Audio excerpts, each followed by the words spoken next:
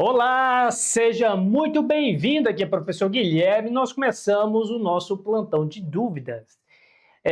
Nós vamos aqui tratar contigo, com a sua presença, o nosso primeiro caderno do primeiro ciclo, que corresponde ao movimento de terra e ensaios geotécnicos principais.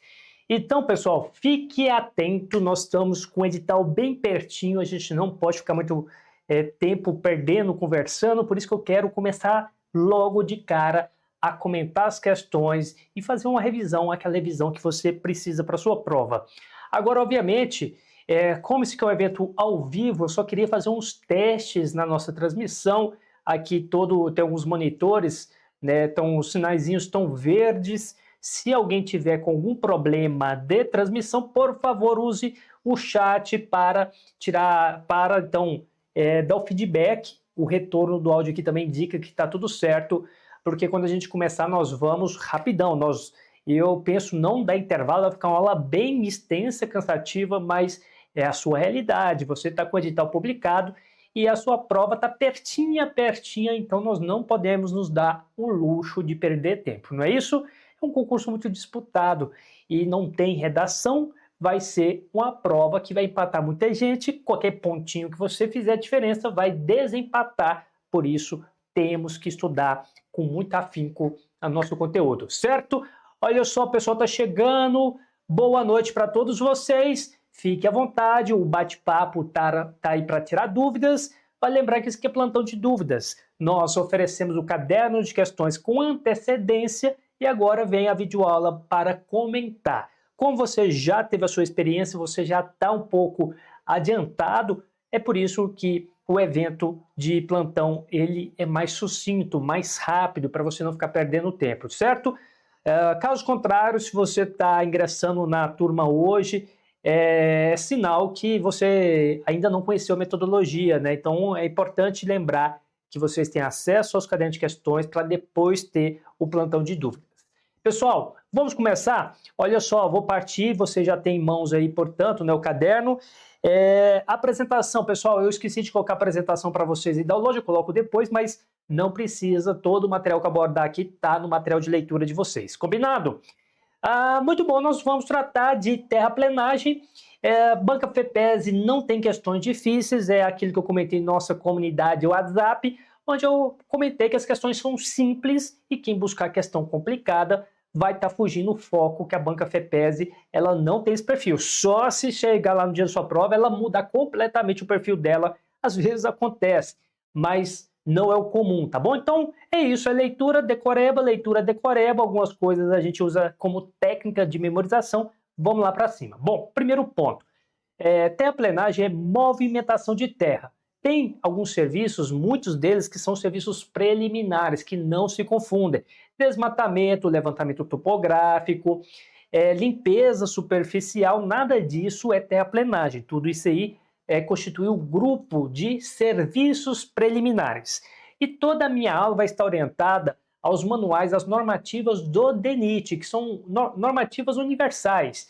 Caso contrário, se der problema na prova, para interpor recurso, você tem um fundamento forte, que é a norma do DENIT, uma vez que o edital não menciona uma fonte bibliográfica. Então vamos lá, vamos aqui conhecer então.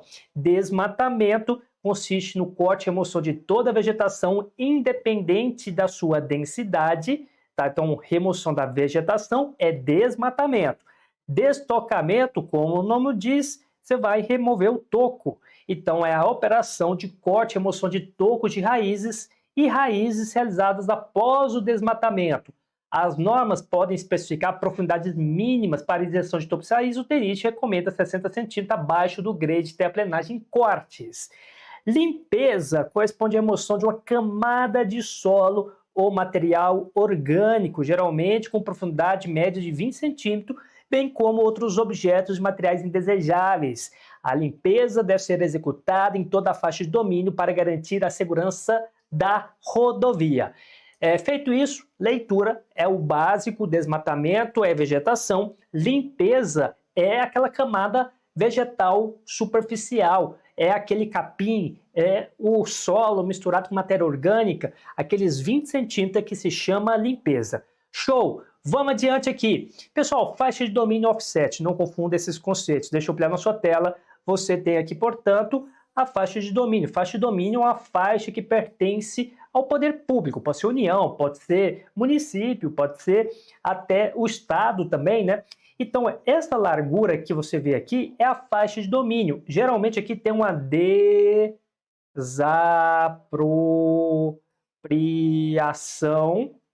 desapropriação quando passa em propriedades particulares para constituir a rodovia. Então, é toda a área destinada a servir, né, de área para assentamento dessa rodovia.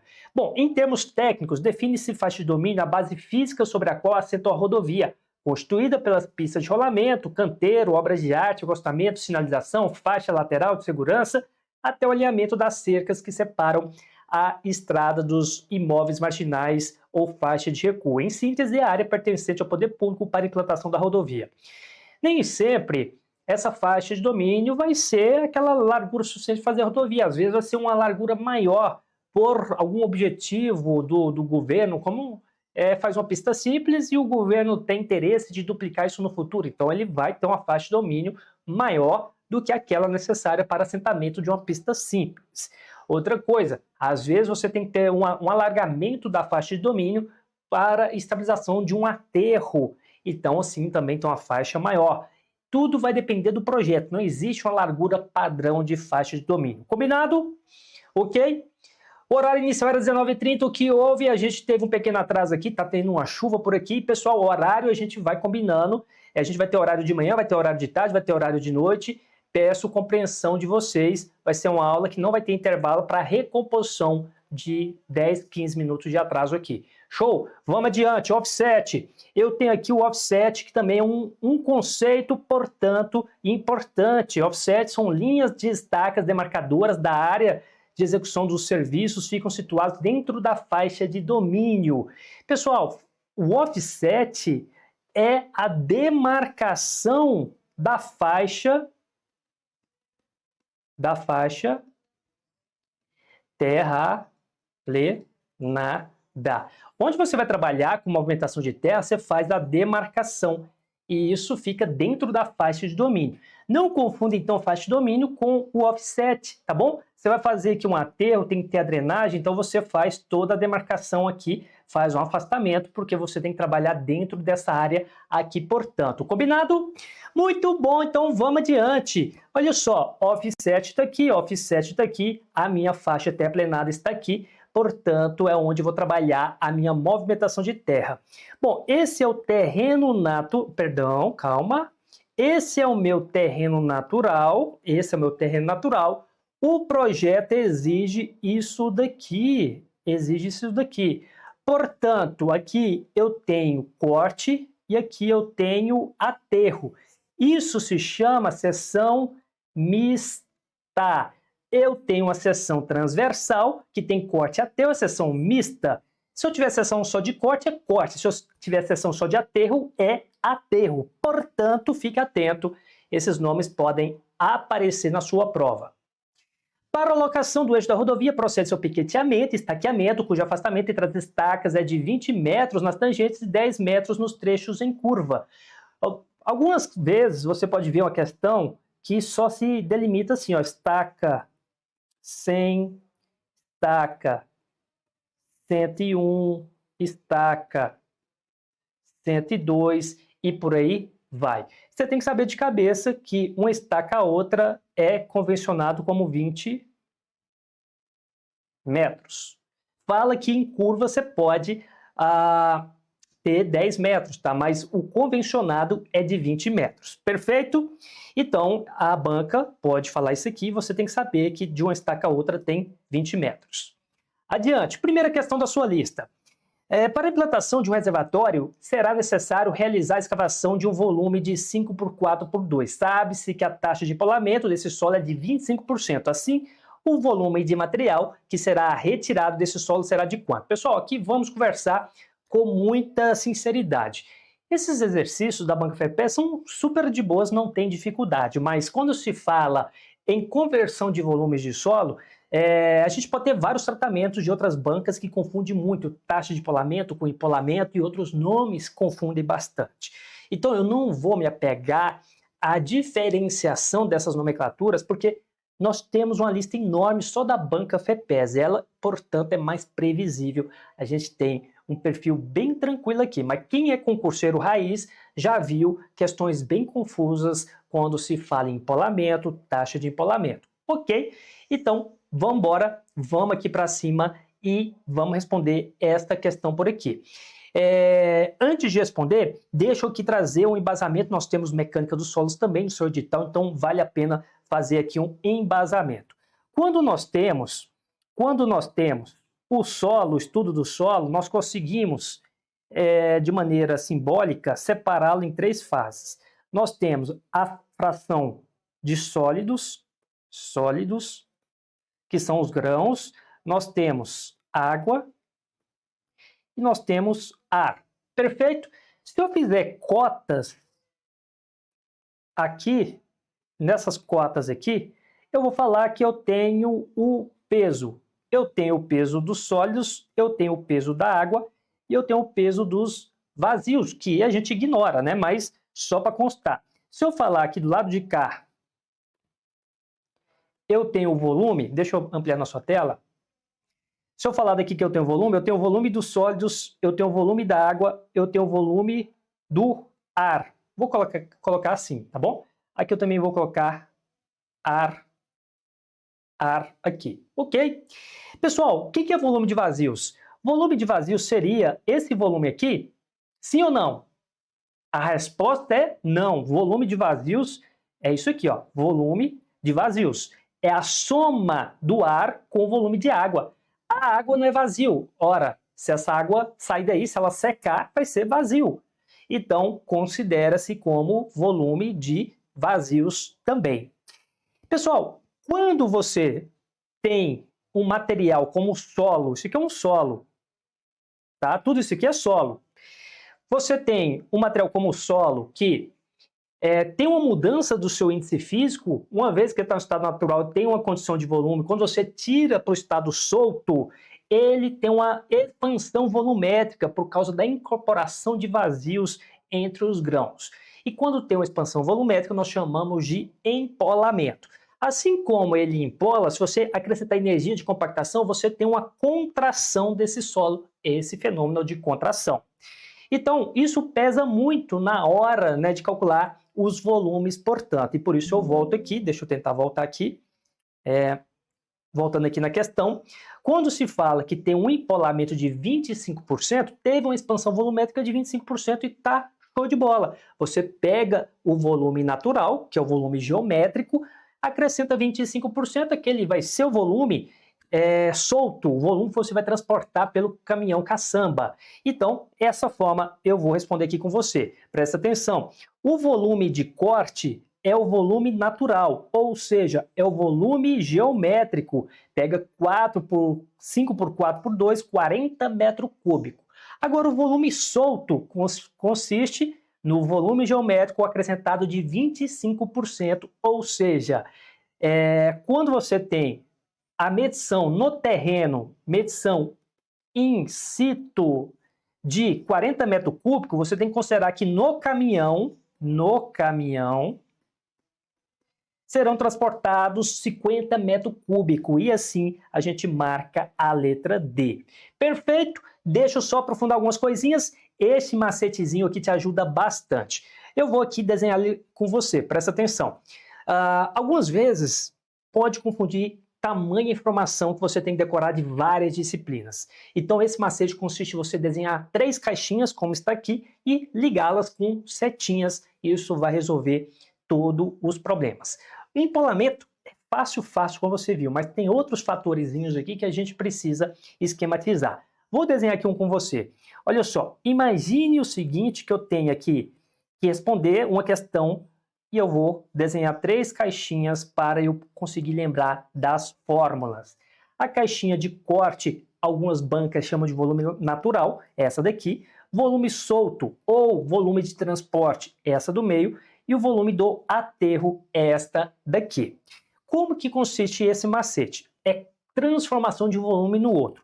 Você vai fazer uma setinha, como eu estou fazendo aqui, certo? Onde a setinha chega, você coloca volume de solo solto é igual. Do outro lado da igualdade, você vai buscar de onde foi a origem da setinha. Foi do volume de corte, vezes o fenômeno da setinha. Esse fenômeno é o fenômeno de empolamento. Então, você multiplica por E de empolamento. A fórmula está aí. Agora, eu vou fazer daqui até do outro lado. Ó, a setinha chegou aqui, volume de aterro é igual. Partiu da onde? Do volume de corte, vezes esse fenômeno chama contração. Multiplica pela contração. Agora, eu vou fazer uma outra setinha daqui até aqui. Onde a setinha chegou? Volume de corte é igual. Da onde partiu? Daqui. Volume de aterro. Esse fenômeno não é um fenômeno, é um fator matemático denominado fator de homogeneização. Então, você vem e multiplica pelo fator de homogeneização. Dessa forma, para concluir, eu ainda tenho a setinha daqui para cá. A setinha daqui para cá chegou lá no volume de corte. Volume de corte é igual. Partiu daqui, volume solto vezes. Aqui é onde tem confusão. O DENIT chama esse de fator de empolamento, G1. G1 é o fator de empolamento, então você multiplica. A banca FEPESE fala diferente. Falou que isso aqui que era o fator de empolamento. A FEPESE chamou esse aqui de fator de empolamento. Não é a literatura do DENIT que fala desse jeito aqui, tá bom? Então isso aqui para o DENIT não é válido, mas tá suave. Vai desse jeito que a banca FEPESE já tem muitas questões, né, que fala isso e tá tudo bem, vamos seguir porque a gente estuda para passar em concurso. A gente não estuda para aprender as coisas aqui, isso aqui é uma mentira, você estuda para passar na prova e esse macete ele está esquematizado aqui. Joga na sua tela todo bonitão, vamos aqui confirmar. Ó, setinha chega aqui, volume solto é igual. De onde está partindo? Daqui, ó, volume de corte vezes empolamento. Ok, vamos apagar isso aqui, vamos fazer agora a setinha daqui para cá. Bom, chegou aqui, volume de aterro é igual. De onde está partindo? Volume de corte. Qual é o fenômeno? Contração. Vamos pegar essa setinha daqui para lá. Está chegando aqui no volume de corte, então o volume de corte é igual. Está partindo daqui, volume de aterro vezes fator de homogeneização. Essa setinha daqui está chegando no volume de corte, é igual. Volume solto vezes fator de empolamento na literatura do DENIT. Resolveu? Tirou suas dúvidas? Pode seguir? Não tem dificuldade aqui. Talvez a FEPESE pegue mais pesado lá no controle tecnológico que a gente vai ver daqui a pouco, certo? Bom, e é isso aí, pessoal. Espero que está compensando. O Rodrigo tá bravo aí, caso do horário, mas, gente, o desafio de vocês de estudar para concurso público é o mesmo daqui. A gente está pegando no pós-edital, nós temos que organizar todos os materiais, selecionar várias questões, a gente pega um banco de questões, faz uma análise com inteligência artificial para ver o perfil da banca, o que ela cobra, o que ela não cobra, depois a gente escreve os materiais de leitura, elabora o flashcard, monta a apresentação e vem dar aula para você. E a gente tem que fazer isso em tempo recorde. Nós temos uma plataforma de ponta, onde tem dashboard, onde tem o quiz, tem toda ali o material de leitura, os flashcards, estamos na luta assim como vocês estão. Então um pouquinho de paciência, a gente faz em tempo real, que não é aquele curso tradicional que já traz tudo pronto, gravado de outros cursos. A gente prepara o curso especialmente para você, porque você tem poucas vagas e é só estudando de maneira específica, personalizada, que você alcança a aprovação. Vamos aqui para cima, eu tenho mais questões. Olha só, equipamentos. A banca FEPESE cobrou muitas questões aqui de equipamentos, são super simples. Para você ter um contexto, eu fui fiscal de obras do município de Campinas, São Paulo. Fui servidor público concursado por lá. Eu exonerei para assumir novamente aqui a CNE e expandir os meus negócios. Mas ali eu fiscalizei obras de pavimentação. Pavimentação urbana é um pouco diferente da pavimentação rodoviária, mas os equipamentos são os mesmos. A gente tem os equipamentos e a gente tem até o sistema de curso que vai cair na sua prova, onde a gente paga a medição com base nessas composições. Nós temos que conhecer esses equipamentos. Esse é o fato. Eu vou ampliar a nossa tela, vou falar um pouquinho de cada deles. Presta atenção, eu tenho aqui o trator de esteira, eu tenho aqui a motoniveladora, essa aqui também é chamada de patrol. Eu tenho a escavadeira hidráulica, eu tenho a retroescavadeira porque aqui você tem esse bracinho mecânico aqui. Mas se não tiver o bracinho mecânico, tiver só esse aqui, é a pá carregadeira. Pá carregadeira, retroescavadeira, se tiver esse negocinho aqui, esse rabinho aqui, tá bom? Então, fique atento aí. E aqui é o que você sabe, é o caminhão basculante, certo? Muito bom. Antes de tudo, olha só, a Júlia fez uma pergunta interessante. Mas tu acha que questões vão ser no mesmo nível das questões do concurso de prefeitura? Júlia, é a banca FEPES, não tem diferença. A gente fez o concurso de vocês aí da DEINFRA, e DEINFRA é né, a entidade que cuida da infraestrutura de Santa Catarina. E ali as questões de obras rodoviárias eram simples também. Veja só, fazendo o concurso da DEINFRA Santa Catarina, a antiga DEINFRA, né? Agora é como é que chama? SIE, não é isso?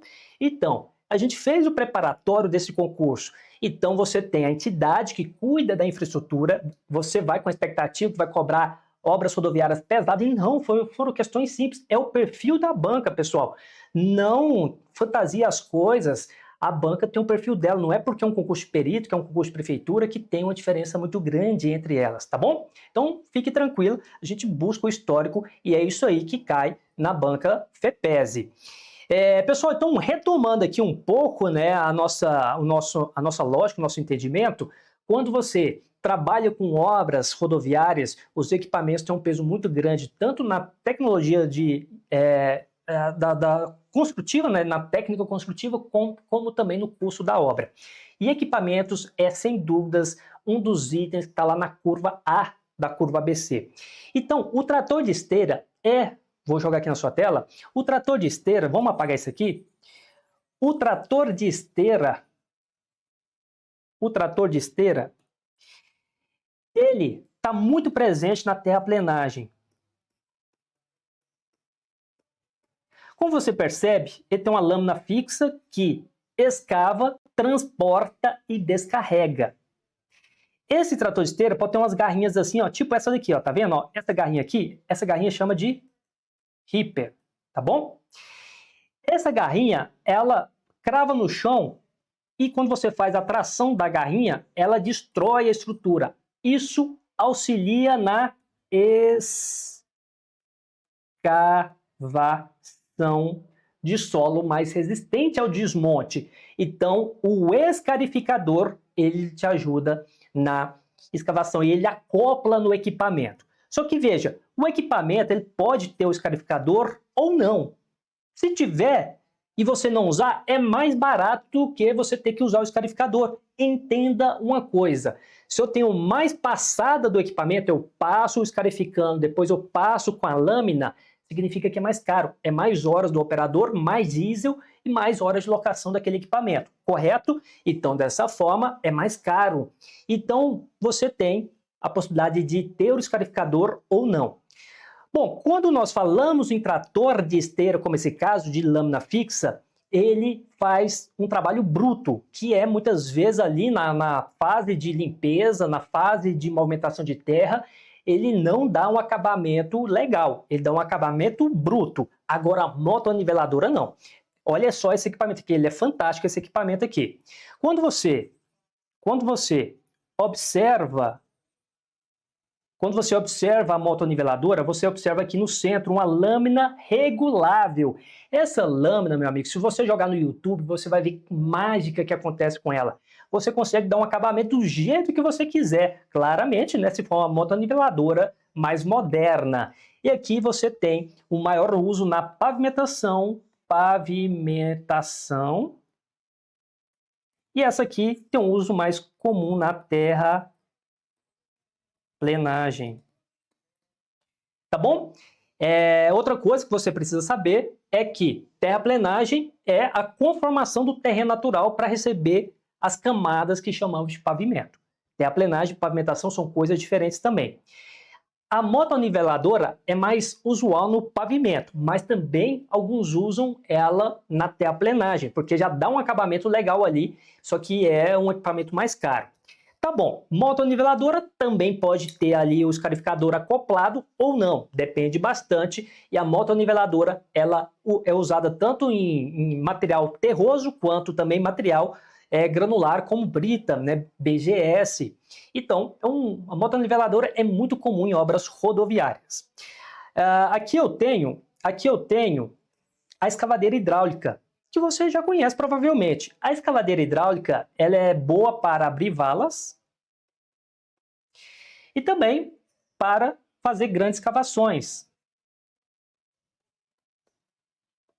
Escavações. A produtividade é muito alta, você mantém ela fixa, o braço vai lá, faz a escavação, a carga e descarrega no caminhão basculante. É muito rápido isso daí. Já a retroescavadeira, ela tem também aqui a possibilidade de fazer essas valas, só que de menor dimensão, porque a caçamba da escavadeira hidráulica é bem maior do que o da retro. Ocorre que a retroescavadeira, ela também tem essa pá. Essa pá é mais para carga e descarga no caminhão basculante, tá bom? Se você quer uma escavação em solos mais profundos, escavação com produtividade, é a escavadeira hidráulica. E o caminhão basculante daqui, eu acho que não precisa dizer muito, né? Você já sabe. Perfeito? Vamos adiante? E aí você vê as questões, a banca FEPESE. Olha, é cenário alternativo que indica corretamente a principal função de uma motoniveladora no processo de construção de estradas. Ela compacta o solo, ela escava túneis, mistura concreto, realiza pavimentação asfáltica, nivela e ajusta a inclinação de superfície. É isso. Motoniveladora, ela, como diz o nome, nivela, ajusta, corrige a seção, a inclinação, o caimento, o abaulamento do seu pavimento. A sinal alternativa que indica corretamente o tipo de máquina essencial para compactação de solos e asfaltos na construção de rodovias. Escavadeira, retroescavadeira, trator agrícola, caminhão basculante, rolo compactador. Rolo compactador, é isso. A sinal alternativa que indica corretamente a máquina mais indicada para realizar escavações profundas em solos duros durante a construção de rodovias. Escavadeira hidráulica, pá carregadeira, betoneira, niveladora, fresadora. Olha, não dá para confundir. Talvez você poderia confundir nessas duas aqui. Mas quando se trata de escavação profunda de maior responsabilidade, você vai usar a escavadeira hidráulica. A pá carregadeira, ela não consegue fazer esse tipo de escavação aqui. Ela tem um papel mais apropriado para carga e descarga em caminhão, tá? Ela pode até fazer uma escavação ali, mas ela faz a carga e descarga no caminhão em curtas distâncias. Escavações de curta distância, ela é interessante. Mas não é o caso aqui, né? Solo duro, mais profundo, é o caso da escavadeira hidráulica.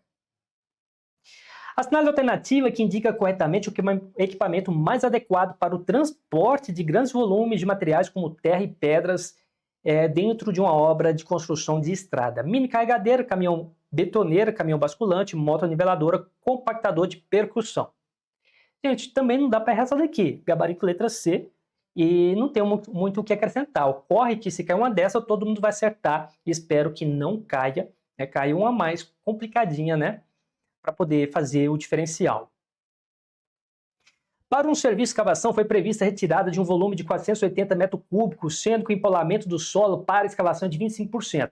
Foram contratados 2 caminhões para o serviço de transporte de material, sendo que cada caminhão apresenta a capacidade de transporte de 6 metros cúbicos. A sinal alternativa que indica corretamente o número de carregamentos de cada caminhão que foi realizado para a retirada do material, tá bom? Olha, questão tranquila também, vamos lá. O volume solto, vamos lá fazer o nosso macete? Antes de tudo, eu tenho aqui corte, eu tenho solto, eu tenho volume aterrado. Bem, eu tenho aqui, vamos aqui antes aqui, ó.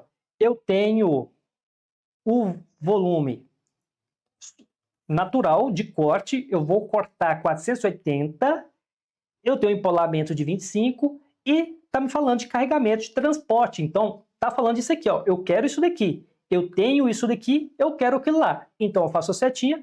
Setinha chegou aqui, volume solto é igual. Partiu daqui, volume de corte vezes empolamento. É isso. É isso. Agora eu vou apagar porque eu vou fazer essa aplicação aqui com você. Volume solto, então, é o volume natural multiplicado pelo empolamento. Vale dizer que esse 25% é o acréscimo de volume, então nós vamos aplicar 125%, porque eu vou pegar 100% mais 25%, o volume a ser transportado é de 600. Mas não foi isso que a questão perguntou. Me perguntou os carregamentos. Veja só, a capacidade do caminhão é de 6 e eu vou transportar 600. Você concorda comigo que eu vou ter no total 100 carregamentos? Basta dividir. Mas eu ainda tenho 2 caminhões. Pega 100, divide por 2, eu vou ter 50 carregamentos por caminhão. Cada caminhão vai ter, portanto, 50 carregamentos.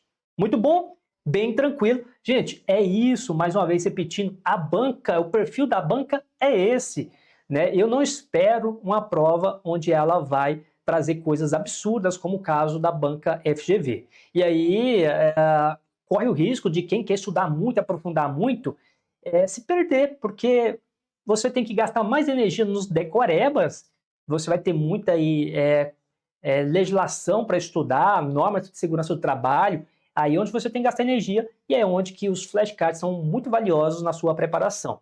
Eu não aposto em questões muito complicadas, talvez aqui uma questão muito complicada que poderia cair é o cálculo da produtividade dos equipamentos, que a FEPES já cobrou umas questões puxadas, mas a gente vai ver isso lá dentro do sistema de custos.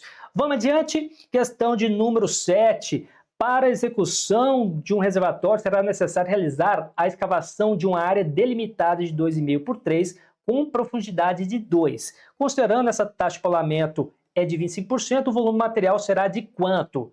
Olha aí, pessoal, concurso da Casan, tá? É um concurso de grande responsabilidade, tá bom? E super simples, né? Casan poxa, né? Então, nós temos a seção transversal, 2,5 por 3 por 2, 15 metros cúbicos, e o empolamento de 25%, pega 15, acrescenta 25%, você vai ter 18,75, então isso corresponde ao gabarito letra D. E tem um monte de exercícios, sim, da banca FEPES para concursos de prefeitura, concursos, né, estaduais, e é isso aí que vai estar na sua prova, tá bom? Tudo bem, Júlia? Convencida? Convencida? É isso, gente. Casanha. Às vezes vocês estão dando muita importância, achando que perito criminal é um concurso muito mais importante que Casan. A banca não olha desse jeito, tá bom? São todos concursos de grande relevância e a banca, ela tem um perfil simples. Concurso da Prefeitura de Chapecó. Assinale a alternativa que indica corretamente o material que apresenta potencialmente maior percentual de empolamento. Agora sim a gente começa a aprofundar mais aqui nos conceitos. Areia seca, areia molhada, pedra calcária, pedregulho seco, terra seca. Gente, a banca deu a letra C como resposta. Vamos lá. Eu tenho um pouco a discordar com esse gabarito, porque quando a gente fala em empolamento, está mais atrelado a solo, tá bom? É solo, porque material pedroso é um jeito diferente, né, de você calcular, são outros fatores. Mas daí ela considerou, a gente entende o que a banca diz. Mas veja só, você tem ali matacão, você tem... Matacão não, matacão. Eu falei matacão? Foi, né? Você tem... Rachão, é isso, queria lembrar o nome do material, rachão. Rachão são várias pedras, né, que tem o tamanho da sua mão, e se você tentar fazer o carregamento daquilo, né, pensa várias pedrinhas se encaixando, elas não se encaixam bem, porque não são muito bem, não tem uma granometria uniforme, olha só, entenda isso daqui, ó. Deixa eu trazer aqui para mim. Olha só, quando você tem uma granometria uniforme, você tem isso daqui, tá? Quando você tem uma granometria contínua, você tem isso aqui. Certo? Essa granometria contínua você obtém por indústria, tá?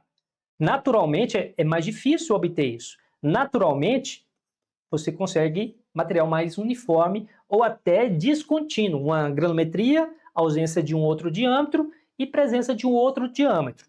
Mas, enfim, quando você tem o empacotamento da granometria uniforme e da granometria contínua, qual que é mais fácil da empacotamento? É a contínua, fecha mais.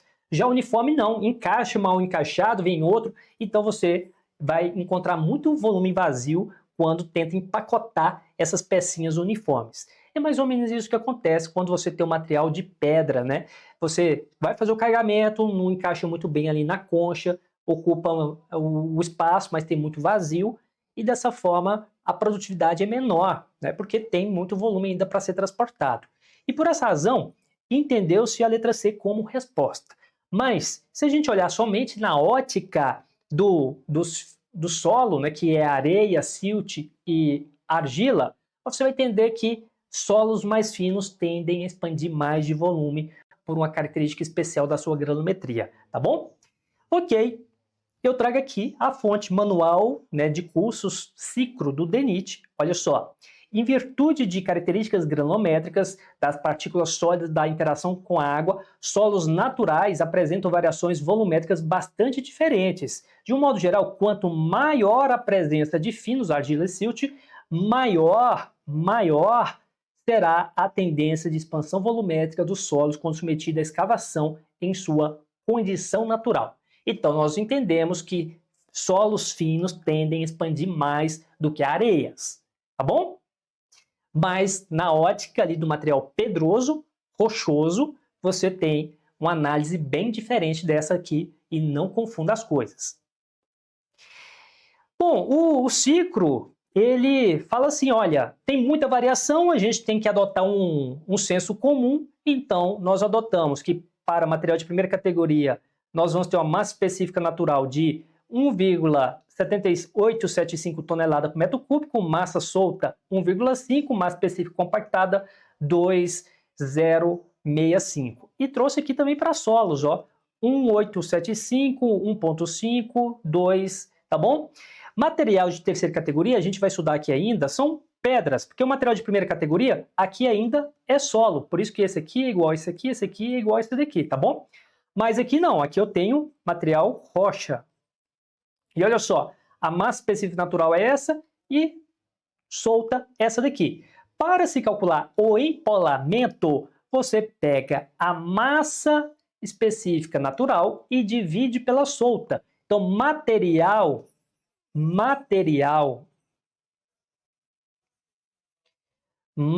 de terceira categoria, nós temos 2,630 de massa natural é aquela que está no corte.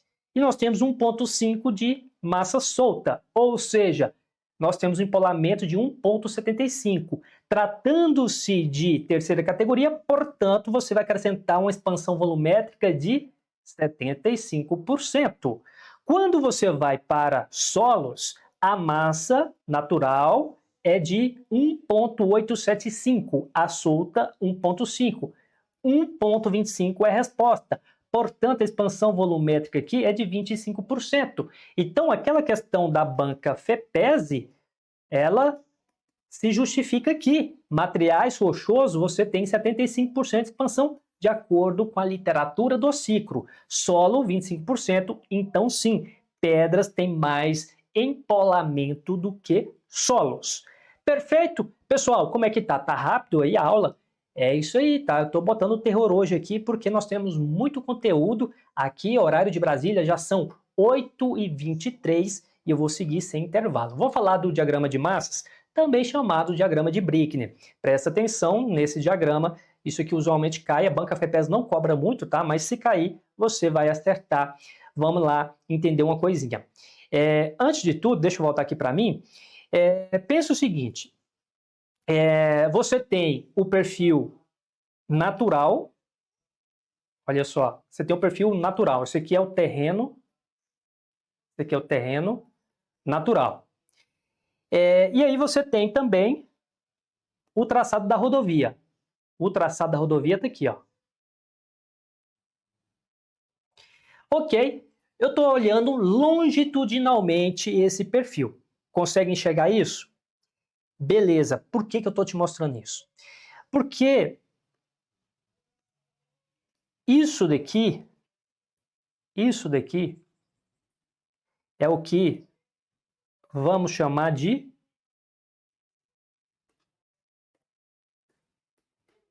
corte. Aqui também, corte. Isso daqui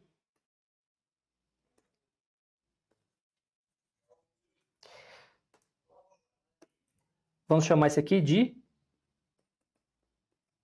aterro. Enxergou? Tá? Para minha rodovia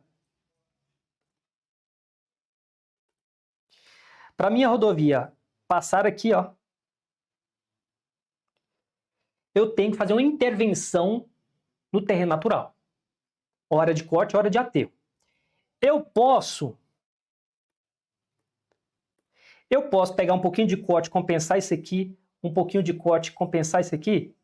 Pode. Se tiver material de boa qualidade, pode. Em terraplenagem, gente, o material é sempre inferior, tá bom? Material de terraplenagem, muitas vezes você faz só a movimentação de terra mesmo, só se for um solo muito ruim, que a gente descarta, faz o bota fora, mas usualmente dá certo, tá bom? E mesmo assim, quando o solo é ruim, que eu já tive uma situação dessa, eu fui fiscal de obras, a gente tem soluções para melhorar o solo, porque sai mais barato você acrescentar um cimento, uma cal ou uma brita no solo do que buscar lá numa jazida fora, tá? Jazida tem que ter licenciamento ambiental, ter um transporte caro, você melhorar o próprio solo ali e tá tudo bem, tá bom?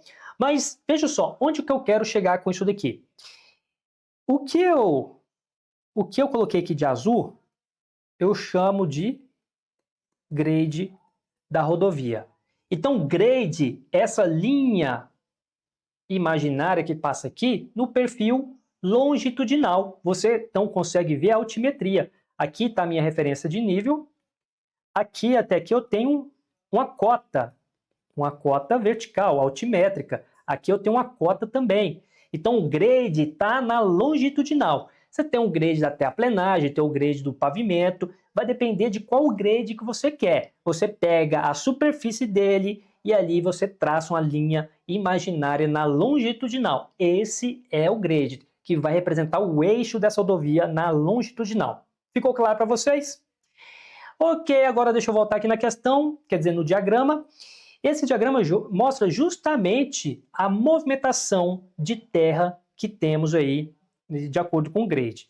Você percebe o perfil natural aqui, o grade aqui. Então aqui eu tenho um corte, aqui eu tenho aterro, aqui eu tenho um corte, e aí vai tendo aterro, corte, aterro, e aí vai. Beleza. Para estudar isso, movimentação de terra, nós temos o diagrama de Brickner, que também pode ser chamado de diagrama de massa.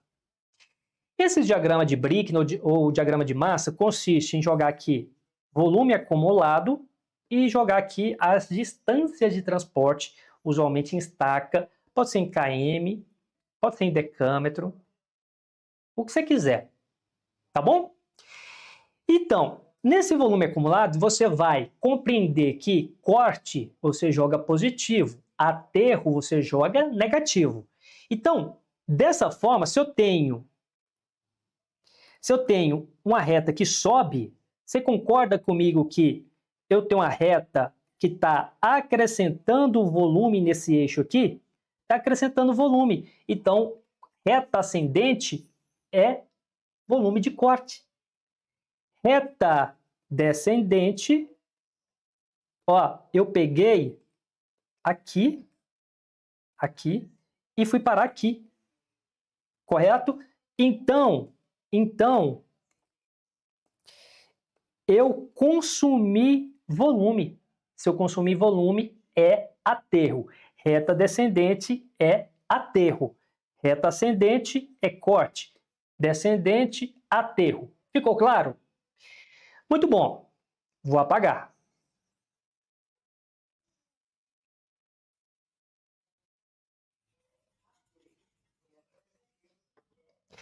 Beleza.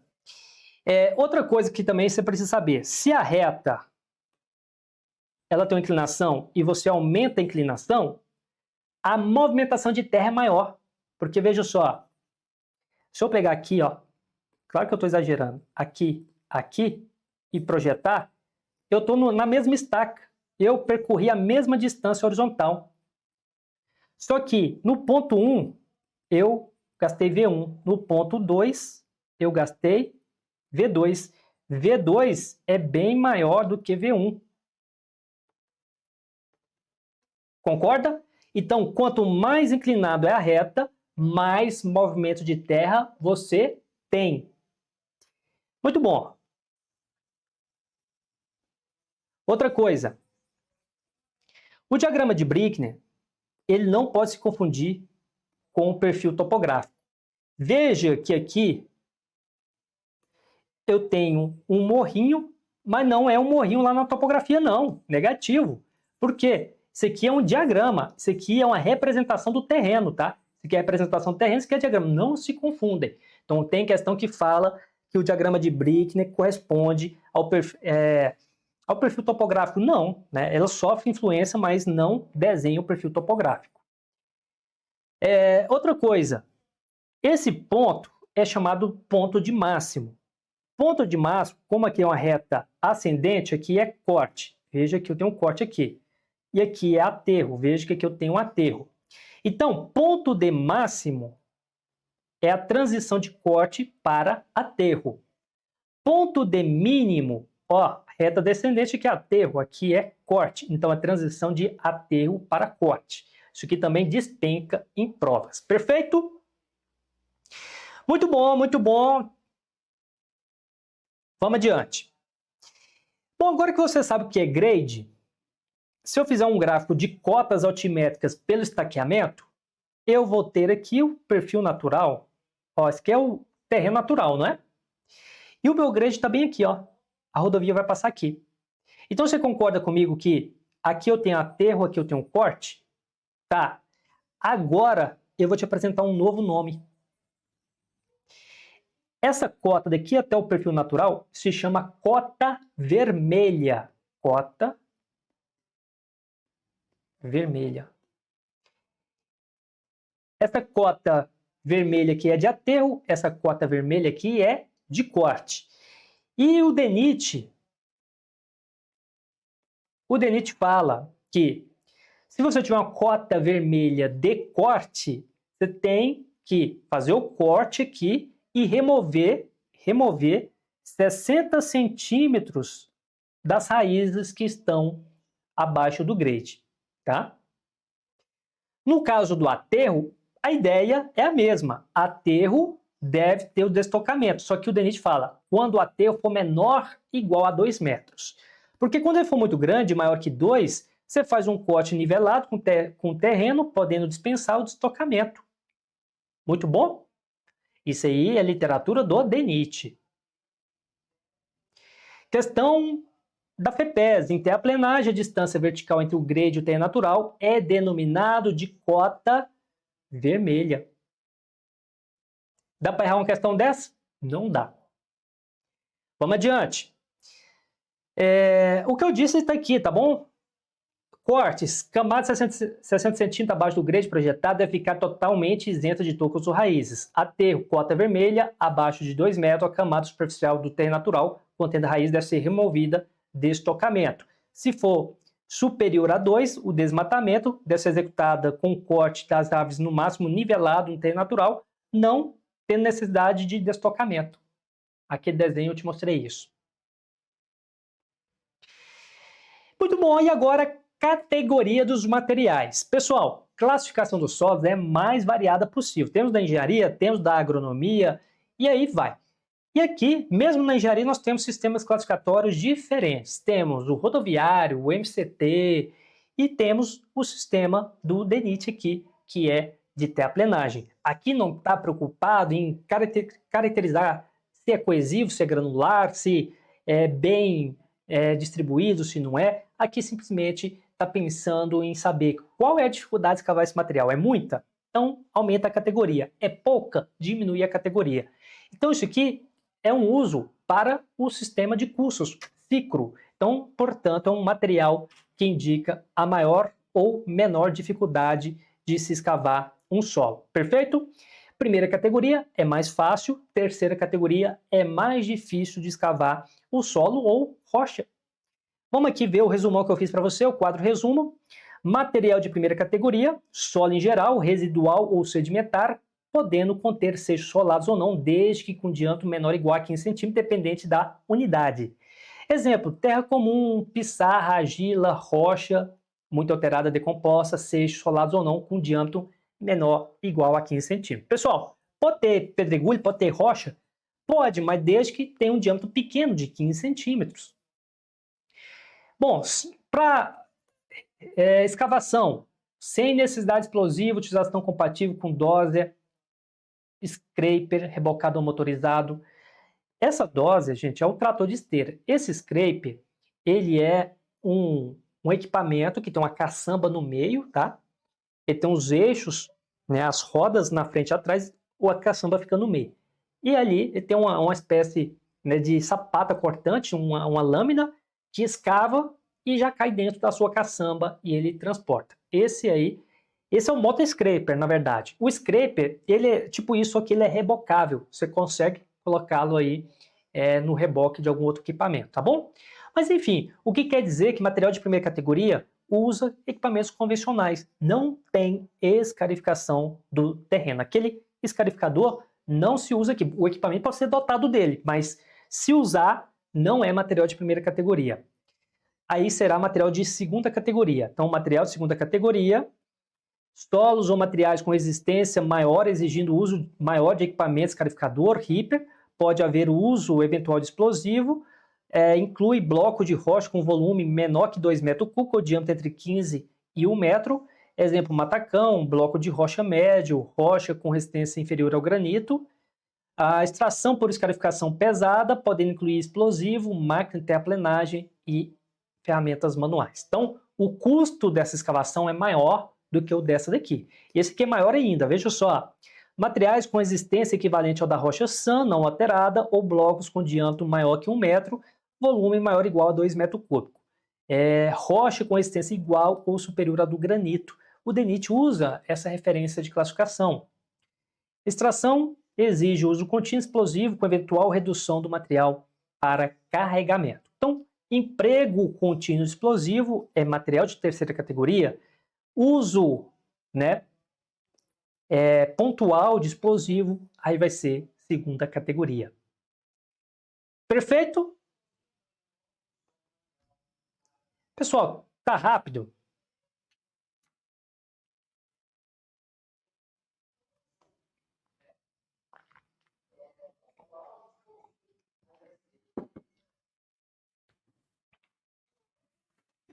Muito bom, muito bom.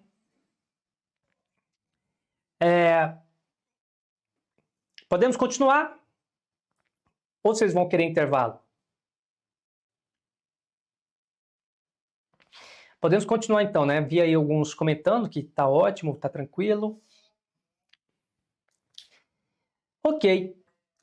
Pessoal, então perceba que nós avançamos aqui muita coisa de conteúdo. Isso aqui são anos de estudos que eu tive na minha vida. Eu dou aula há quase 10 anos de engenharia para concurso público e dessa forma a gente consegue consolidar tanta coisa em pouco tempo para vocês e eu vou fazer isso com conhecimentos específicos do edital de vocês. Então, a parte mais pesada, 60%, é de engenharia, vai estar bem abarcada aqui na preparação, né, com vocês, mas nós temos que estudar de maneira estratégica. Vamos aqui continuar, então, focando naquilo que cai em prova. Acerca da recomendação do uso dos materiais em função das características de trabalhabilidade, recomenda-se camada final com material de primeira categoria. Por outro lado, materiais de segunda e terceira categoria são recomendados para o corpo do aterro, que são a parte do aterro situada sobre o terreno natural até 60 centímetros abaixo da cota correspondente ao grade de terraplenagem. Eu vou traduzir isso para vocês. O que ele disse aqui é o seguinte, pessoal, aqui está o terreno natural. Só que a minha rodovia tem que passar aqui em cima. O que eu tenho que fazer aqui? Isso, eu tenho que fazer um aterro. Só que eu ainda estou na fase de terraplenagem. Tá? Esse material é mais econômico. Não precisa ser um material muito nobre. E aí, eu vou pegar todo esse aterro aqui e eu vou falar que aqui tem a camada final e tem o corpo do aterro. Bom, eu vou pegar Eu vou pegar essa superfície superior do grade de terraplenagem e aqui eu vou descer 60 centímetros. Onde encontrar, eu vou traçar uma linha imaginária e essa espessura eu vou chamar de camada final. Se sobrar alguma coisa, sobrou alguma coisa? Sobrou. Isso aqui vai ser o corpo do aterro. Em pavimentação, ó, eu tenho um pavimento aqui, ó. É exagerado, a gente desenha em forma de casinha, tá, pessoal? Porque esse aqui é o abalamento exagerado. Tá bom? Então, olha só, aqui eu tenho um pavimento. Aqui eu tenho o aterro, certo? E aqui eu tenho, né, o terreno natural. Pessoal, daqui para baixo, né, daqui para baixo, você diminui a qualidade do material. Por quê? Quando o carrinho está passando aqui, ó, ou o caminhão, o eixo está aqui, ó. Você já percebeu que eu não fiz arquitetura porque eu sou muito bom em desenho, né? Ó, esse aqui é um caminhão. A rodinha dele está aqui, ó. Puxa, puxa. Então, perdi o desenho. Eita! Eita, nós. Perdi o desenho. Vou tentar desenhar aqui de novo. Olha só, aqui eu tenho o pavimento. Aqui eu tenho o aterro. Então, esse aqui é o pavimento. Aqui eu tenho o aterro. O caminhão, ele está aqui. O eixo do caminhão está aqui, certo? Então tá bom, aqui é o caminhãozinho, tá bom? Tá bom. O que acontece? Ele exerce uma carga aqui e essa carga ela dissipa logo nas primeiras camadas. E a gente vai ver que quem desempenha esse papel principal é a base do pavimento e complementarmente a subbase. Ocorre que o aterro em si, ele não recebe muitas tensões não, tá bom? A gente pode usar um material com um CBR bem pequenininho aí. E para economizar mais, eu posso usar um CBR maior aqui, tá? E um menor aqui, ó. Aqui eu posso usar um menor ainda. Esse aqui é o corpo do aterro. Ele pode ser inferior. E é justamente isso que trata o DENIT. Ele fala que na camada final você usa material de primeira categoria, que é o material solo, e no corpo você pode usar a segunda ou terceira categoria, que é um rocho misturado com solo, que não tem muito controle, e tá tudo bem. E aí, completando aqui ainda, deixa eu trazer aqui, corpo do aterro para ser executado com camada sucessiva de até 30 centímetros de espessura, compactada, enquanto que a camada final deve ser executada em camadas sucessivas até 20 centímetros de espessura compactada. Pessoal, isso aqui é, né, determinante. Usualmente, as camadas de pavimentação são ali no máximo 20 centímetros, mínimo 10, máximo 20. Na camada final também é, só que aqui tem uma grande exceção, que é o corpo do aterro, que pode ser com 30. Pessoal, se eu faço camada compactada maior, é mais econômico, porque eu tenho menos passada de rolo compactador, porque eu tenho menos camada. Se a espessura for muito grande e eu dividi-la em 30 em 30, você tem menos camadas do que se a espessura é grande, você divide 20 em 20. Então é mais econômico. E por essa razão, né, isso é admitido para o corpo, mas para a camada final não. Para a camada final, você tem que adotar no máximo 20 centímetros. Com relação ao controle tecnológico, o DENIT fala que para o corpo do aterro, você pode ter um índice de suporte de Califórnia, que também é chamado de CBR, maior igual a 2, expansão menor igual a 4. Camada final, o último 60 centímetros, né, você tem que usar uma capacidade melhor que esse, ou seja, melhor que esse aqui, e uma expansão de no máximo 2%. Você percebe que aqui tem uma nobreza maior, ó, aqui é o material mais nobre. Quanto menor a expansão, melhor. Quanto maior o CBR, também melhor, tá? Então, assim, a camada final é superior ao corpo do aterro, tá bom? Outra coisa, grau de compactação, que a gente vai estudar aqui ainda. Para o corpo do AT, você usa energia normal. Aqui você usa energia intermediária. Essa energia ela é superior a essa daqui. Portanto, o corpo do AT sempre vai ser inferior à camada final. Fique atento, a banca FEPES pode falar que o corpo do AT é a energia intermediária, a camada final é isso daqui. Não caia nessa pegadinha. Questão de número 11. Quando a execução de uma nova via, dependendo do local, por exemplo, é necessária a execução do aterro sobre solos moles e, para aumentar a estabilidade global do conjunto formado pelo solo mole e pelo aterro, entre as possíveis soluções para resolver a situação, é possível realizar aterros laterais aos taludes para equilibrar o peso exercido pelo maciço do aterro principal, que visam impedir o expurgo dos solos moles além dos offsets. As setas da figura apontam a solução mencionada no texto acima, que é denominada de berma de equilíbrio, letra C. Eu vou te explicar esse negócio aqui. Gente, olha, o terreno natural estava aqui, eu tive que colocar um aterro aqui, um desenho muito parecido com o que eu fiz, né? Aqui tem a camada final e aqui tem o corpo do aterro, muito parecido com o que eu fiz. Só que a grande diferença é que na fundação,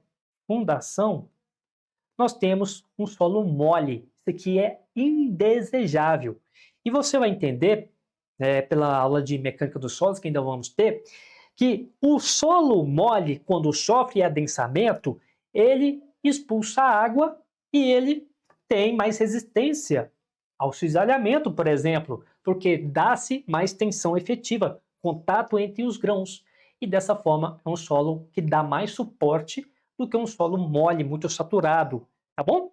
Então, assim, se eu conseguir tirar a água, porque adensamento é isso, você põe uma carga, e solo mole, gente, é argila, né? Não existe solo mole, areia, não existe isso. Então, solo mole é um solo argiloso. Você aplica uma carga, a água que está ali ela não sai de uma vez. Por quê? Porque a permeabilidade do solo argiloso é bem pequenininha, demora a sair aquela água. Então você aplica uma carga e deixa lá, esquece aquela água lá, tá? Esquece aquela carga, perdão. E aí vai se adensando, vai se removendo aquela água por lá, portanto. Então, pode-se entender que com a aplicação desse aterro, com o tempo vai ter um adensamento dessa região. E isso vai depender de ensaios para determinar essa conclusão. Então, pode ser viável passar um aterro sobre um solo mole? Pode. Só que entenda, isso vai se estabilizar com o tempo. E como que eu vou deixar um aterro lá com o tempo? Né? Porque com o tempo eu vou poder liberar, mas quando eu coloco, o solo mole não vai aguentar, a água não sai de uma vez. E aí é onde que eu faço a berma de equilíbrio. Eu coloco aqui, né, um solo pesando, outro solo pesando aqui, justamente para estabilizar esse aterro sobre esse solo mole. Porque quando o aterro está aqui, ele tende a sofrer uma ruptura da fundação por cisalhamento. Em outras palavras, essa parte vai lá para cima e esse solo mole vem aqui para cima, correto? Essa é a forma de ruptura. Só que quando eu coloco uma berma de equilíbrio, o que eu estou fazendo? Eu estou colocando um baita peso aqui, ó. Estou colocando um peso aqui. Então, esse cara aqui, ó, esse cara aqui, ele está tentando girar para cá. E a berma está falando, não vai ficar quietinho aí. Então, a berma é, na verdade, um contrapeso que estabiliza o suporte do aterro. Você coloca de um lado, mas tem que colocar do outro lado também, porque senão a ruptura vai acontecer daqui, né? Senão vai acontecer daqui. Então a berma de equilíbrio, por isso que é equilíbrio, tá? Ele estabiliza isso daqui, que ele confere um contrapeso para evitar o deslocamento da massa de solo por ruptura de cisalhamento. Muito bom! Como são denominadas no estudo de projeto de terraplenagem as seções correspondentes a cortes efetuados no terreno ortogonalmente ao eixo do projeto nos pontos referidos do estaqueamento, pontos locados? Ele disse isso aqui, ó. Eu tenho aqui a rodovia, estou vendo em planta, tá? Você é perito criminal, você está lá no helicóptero, olha só, o helicóptero está aqui, ó. Esse aqui é um helicóptero, tá? Você está aqui no helicóptero, olhando de cima, e esta é o eixo da rodovia, tá bom? Beleza, se você fizer um corte ortogonal, você vai enxergar a seção transversal, letra D. Adiante. Com relação às plantas e aos projetos de terraplenagem, é correto afirmar. Letra A. Para obtenção do perfil de um determinado terreno, são necessárias somente as diferenças de nível ao longo do eixo analisado? Gente, para obter um perfil, um grade, você vai ter só a diferença de nível, você não vai ter o estaqueamento, você não vai ter nada disso, isso aí está incompleto, a letra A. Letra B. Uma das finalidades de levantamento de um perfil longitudinal é a obtenção de dados para alocação de curva horizontal. Gente, eu tenho aqui um grade. Ó, o grade da rodovia aqui. Grade você já sabe. Se você ficar com dúvida aqui, você já está falhando na própria aula, tá? Esse grade é o seguinte, você tem uma referência de nível e aqui você tem uma cota altimétrica, tá bom? Então, é um corte longitudinal. Pessoal, isso aqui, ó, se chama curva vertical, tá bom? É que eu não fiz, se fizer certinho, exagerado, na verdade, né? Olha lá, isso aqui é curva vertical. E aqui está falando que é na curva horizontal? Não. O declive total de um grade é dado pela somatória? Não. Você quer saber a declividade? Você faz a diferença de cota e divide pela distância horizontal. D. A obtenção das cotas inteiras é feita procurando-se a interseção de planos verticais com o perfil do terreno? Aqui, não. Essas cotas inteiras, pessoal, é a curva de nível, tá bom? Então, curva de nível é curva de nível. Você vai buscar interseção de plano vertical? Não tem nada a ver isso aqui, tá bom? Aquelas linhas contínuas de curva de nível chama de cota inteira. Letra E. Perfil de um determinado terreno, segundo determinada direção, é a interseção da superfície do solo com o plano vertical que passa pelo alinhamento que define aquela direção. Essa letra E, mas é um texto que eu até confundi. Perfil de um determinado terreno, segundo determinada direção, é a interseção da superfície do solo com o plano vertical que passa pelo alinhamento que define aquela direção. É um texto totalmente confuso, mas é isso aí, o perfil. É como você traçar o grade, você passa um plano vertical ali e obtém o perfil longitudinal. E se for longitudinal da rodovia, é o grade da rodovia. Essa questão foi mais pesada, né? Bom, como são definidos em terraplenagem os segmentos que requerem escavação do terreno natural para se alcançar a linha do grade projetado longitudinalmente e transversalmente, definida assim o corpo estradal? Gente, essa questão aqui, eu acho, ela é antiga. Você está vendo que eu peguei várias questões aí, né? Mas é uma questão muito simples. Assinale a alternativa que indica a denominação em obras de terraplenagem das escavações efetuadas em locais previamente definidos para obtenção de materiais destinados à complementação de volumes necessários para aterros quando houver insuficiência de corte ou por razões, ordem qualitativa de materiais ou por ordem econômica. Isso aí é um empréstimo. Quando você tem volume sobrando e tem que tirar para fora, eu boto fora. Quando você está de fora, tem que trazer para aterro ou para pavimento, é empréstimo, tá bom? Também, questão mais antiga.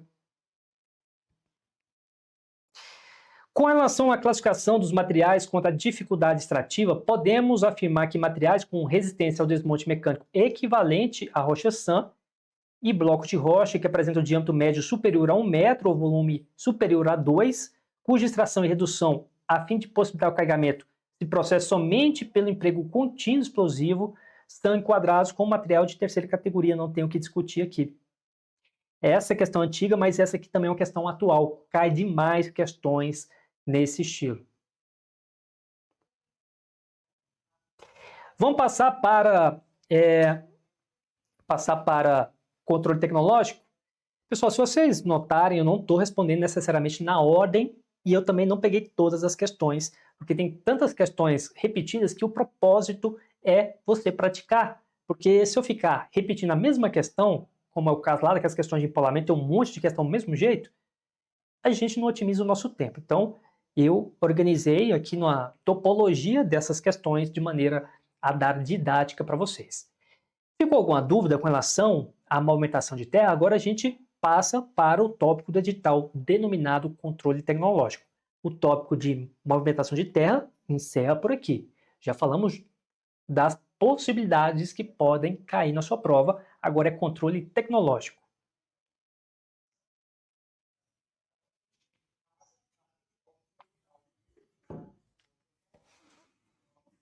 Lembrando que isso aqui é um plantão de dúvidas, é onde vocês interagem e tiram as dúvidas de vocês. Muito bom. Tem um pequeno delay, depois eu leio, eu vou partir para a questão, qualquer coisa eu volto aí para interagir com vocês. Se não tiver dúvida, tá tudo bem, eu vou seguir adiante. Questão de número 9. Questão de número 9.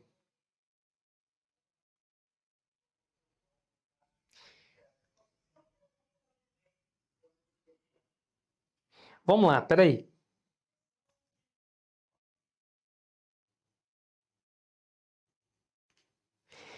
Ok, questão de número 9.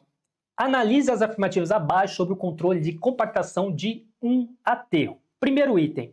A verificação da qualidade da compactação em campo é realizada a partir do comparativo entre resultados de laboratório e de campo. Pessoal, isso aqui está correto, tá? Compactação de campo, isso aqui é muito interessante.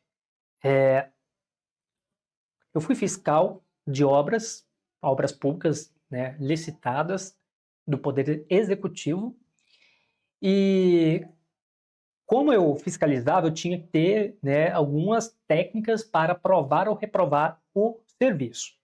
Porque caso contrário, se eu aprovasse um serviço mal feito, eu poderia responder perante aí, vários órgãos de controle, como o Tribunal de Contas, um superfaturamento.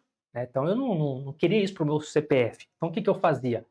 Eu acompanhava o controle tecnológico. Não tem como, é impossível um fiscal de obra ficar o tempo todo na obra, vendo se as passadas de rolo está certa, se a energia de compactação está correta. A gente não fica lá para isso.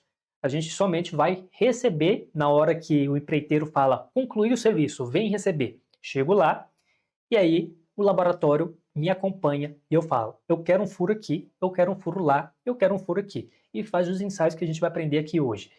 Fez esses furos, aquele material ele é ensaiado de tal maneira a encontrar, né, a massa específica aparente e seca daquele material. E aí eu comparo isso com o laboratório, porque quando fez o projeto, né, tem ali todo um estudo por trás, onde tirou a amostra e fez um estudo para ver a compactação daquele material e com a correspondente energia de compactação. Eu comparo os dois, porque o projeto foi feito com aquela compactação e a minha obra está com a outra compactação, eu tenho que enxergar. Se a minha obra está com a compactação muito abaixo do projeto, opa, o material está com qualidade inferior. Se eu aprovar isso, medir, pagar, gente, medição de obra pública é R$1 milhão para cima que você paga todo mês, tá? Então pensa você ressarcindo o cofre público, né? Não é fácil não compensa fazer coisa errada. Então, se não deu, refaz. E aí, como que refaz isso? Escarifica o terreno, compacta tudo de novo e quando tiver legal, me chama, a gente faz um ensaio mais uma vez. Então, obra pública de rodovias ou obra qualquer rodovia, usualmente você compara campo com laboratório. O projeto é feito em cima do laboratório e a execução, a medição é baseada em campo comparando com o laboratório. Item 1 está correto. Segundo item, O método frasco de areia pode ser utilizado para determinar a massa específica da camada compactada. Esse aqui está correto, esse ensaio é muito conhecido e eu vou te ensinar ele daqui a pouco. Terceiro item, o método cilindro de cravação pode ser utilizado para a determinação do teor de umidade com restrições?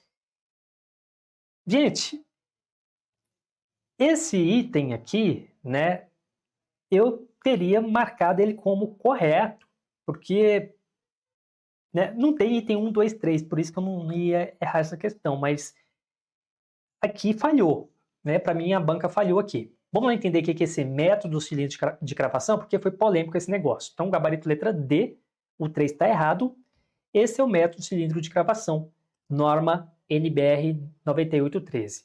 Método para determinação da massa específica aparente do solo in situ, com emprego de cilindro de cravação, sendo aplicável somente a solos coesivos, de granulação fina, com consistência mole, a média, isento de pedregulho.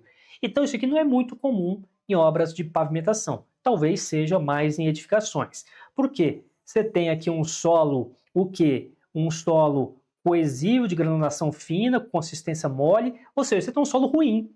É isso, você tem um solo ruim. E aí você vai ter aqui, né, um cilindro de cravação aqui embaixo, você vai ter aqui uma haste acoplada, e aqui você tem um martelo, e aí você solta numa altura e a queda crava esse cilindro no solo. É tipo o ensaio SPT, certo? E aí esse cilindro está tirando, né, uma amostra do solo no estado natural, né, sem interferência. Claro que tem ali uma espécie de amolgamento, porque crava o cilindro, mas você está removendo uma amostra indeformada, certo? E aí você faz um ensaio para saber a massa específica dele e tira um pouquinho de amostra para mandar para o laboratório, para poder colher a umidade. Então você põe na estufa e descobre a umidade desse material. Então, voltando à questão, o método cilíndrico de cravação pode ser utilizado para determinação do teor de umidade? Sim. Com restrições? Olha, sim, porque a norma me diz que eu só uso em solo coesivo, solo mole. Isso é restrição ou não é? É restrição. Então esse terceiro item está correto, mas não foi o entendimento da banca e faz parte, tá? Eu só trouxe a minha visão aqui para vocês. Bom, foi a única vez que caiu essa... Eu nunca nem conhecia esse método, eu fui conhecer depois que eu pesquisei. Outra questão aqui. Para comprovar se a compactação está sendo executada corretamente, é necessário determinar sistematicamente a densidade relativa e umidade, teor de umidade, o peso específico aparente, porosidade, peso máximo, saturação, peso saturado, granulometria e peso aparente. Gabarito letra B, teor de umidade e peso específico aparente. Pessoal, ora você vai ver peso, ora você vai ver massa. É a mesma coisa, tá? Se você pegar massa específica aparente e multiplicar pela aceleração da gravidade, isso aqui se chama peso, tá bom? Então, peso específico, massa específica aparente, os dois chamam e tá tudo certo, tá bom? Muito bom. Então, letra B, vamos adiante. O objetivo do ensaio de compactação é determinar a curva de compactação, relação entre o teor de umidade e a massa específica aparente e seca de solos, de acordo com a norma DENIT 164, temos, né? Material, fração de solo que passa na peneira 19 milímetros, condição, utilização de amostras não trabalhadas, não reutilizadas. Esse aqui é o DENIT quem fala. Pessoal, esse aqui é ensaio de laboratório, tá bom? Ensaio de laboratório. Então, você tem todo um equipamento padronizado, você traz uma amostra para cá, e quando fala amostra não trabalhada, é que você não reutiliza. Você fez uma umidade nele, joga fora, pega outro solo para determinar outra umidade. Então, você nunca reaproveita as amostras, tá bom? Então, esse é o ensaio de laboratório. Vamos aqui ver a padronização. Aquele cilindro tem... Pessoal, outra coisa, tá? CBR é a mesma coisa de Insupport Califórnia. Aquele ensaio é o de CBR, né? Aquele cilindro, ó, esse cilindro aqui, ó, tá vendo? Ó? esse cilindro, ele é o cilindro grande, do tipo CBR. E a gente vai entender isso no final da aula. Então, você tem um cilindro grande, vai colocar o solo em 5 camadas iguais, e aí você vai ter um soquete, que é esse cara aqui, ó, esse cara aqui, que ele pesa 4,5 kg e a altura de queda dele é de 45,72. E aí a energia de compactação vai ser maior ou menor, vai depender da quantidade de golpes por camada. Cada camada vai receber uma quantidade de golpe padronizada. Então, para ser uma energia normal, você tem que dar 12 golpes. O DENIT chama isso aqui também de método A. Método B, a energia intermediária, 26 golpes. Método C, modificada, 55 golpes. Isso aqui tem cara de FEPES, de decorar. Então tem que olhar para o seu flashcard e decorar esse negócio aí. Tem grande chance disso aqui ser cobrado. É o que eu falo, é o que eu falo. As pessoas não escutam a experiência. A banca FEPES, ela não aprofunda as coisas, ela cobra decoreba. E a energia que você gasta tentando aprofundar faz você perder atenção nos decoreba e errar as questões simples. Então, é muito ruim, né, preparar para uma prova absurda e errar as questões simples. Eu acho difícil acertar isso daqui, tá bom? Tanta coisa que você tem que memorizar, eu acho muito difícil você decorar todos esses detalhes aqui. Mas fica aí a dica, tá bom? Pablo Conrado, questão como essa cabe recurso, haverá correção na prova após o gabarito? Gente, eu não consigo fazer a correção de recursos para vocês. Eu quero que vocês compreendam que aqui é um time, tem vários professores, a gente tem no curso de vocês desenvolvedores que colocam os flashcards para funcionar, então a gente tem custo muito alto, então peço a compreensão.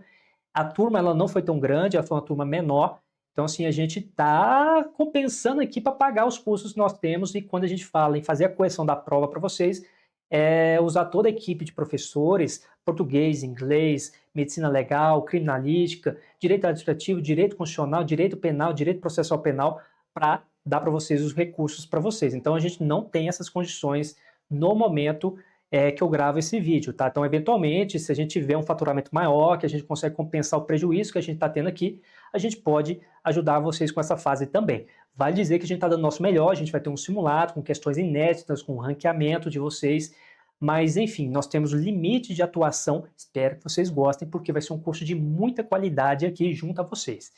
Beleza? Santos precisa decorar esses valores? Certamente tem que decorar esses valores, portanto, de número de golpes, energia e tudo mais. Beleza, vamos adiante, seguindo mais. Pessoal, agora é a voz da experiência. As bancas, elas não avisam a gente acaba sendo pego de surpresa. Entenda, quando você pega compactação de obra rodoviária, você olha o CBR, mas tem compactação de solo da edificação, de fundação, por exemplo. E assim você usa o Proctor. Então, ensaio CBR de Proctor na compactação não é a mesma coisa. Ensaio Proctor, você olha a BNT, CBR, você olha, portanto, o DENIT. E aí tem cilindro diferente, tem energia diferente, e isso aqui é um problemão e é uma dificuldade danada. Então preste atenção, olha aqui, cilindro pequeno é o Proctor, cilindro grande é o cilindro tipo CBR. Cilindro pequeno, você tem aqui o soquete pequeno para energia normal, soquete grande para intermediária e grande para modificada. Número de camada 3, 3, 5. Número de golpes por camada normal 26, intermediária 21, modificada 27. Certo? Agora, aqui nós já vimos, né? Soquete é tudo grande, número de camada 5, 5, 5, número de golpes 12, 26, 55. Estes números acabamos de ver. Estes números correspondem ao ensaio de Proctor. Proctor e compactação com cilindro CBR não é a mesma coisa. E você percebe que temos muitas diferenças e isso na prova pode dar muita confusão.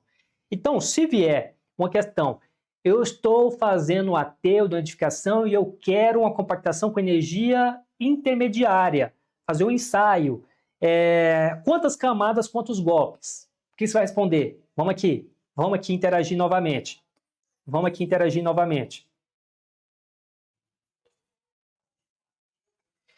vamos aqui fazer novamente. Eu tenho um aterro de edificação.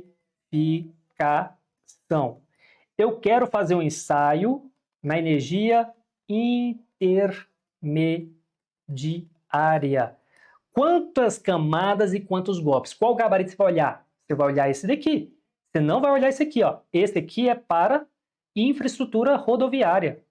Rodoviária, tá bom? Então, 3 camadas, 21 golpes para edificação, tá bom? Então, cuidado, tá bom? Muito bom. Santos pergunta, essa banca, qual o percentual de questões difíceis e fáceis? Santos, a grande parte das questões são fáceis, não são difíceis. Então, cobra mais decoreba. Essas coisas aqui é o que mais cai quando a banca é FEPESE.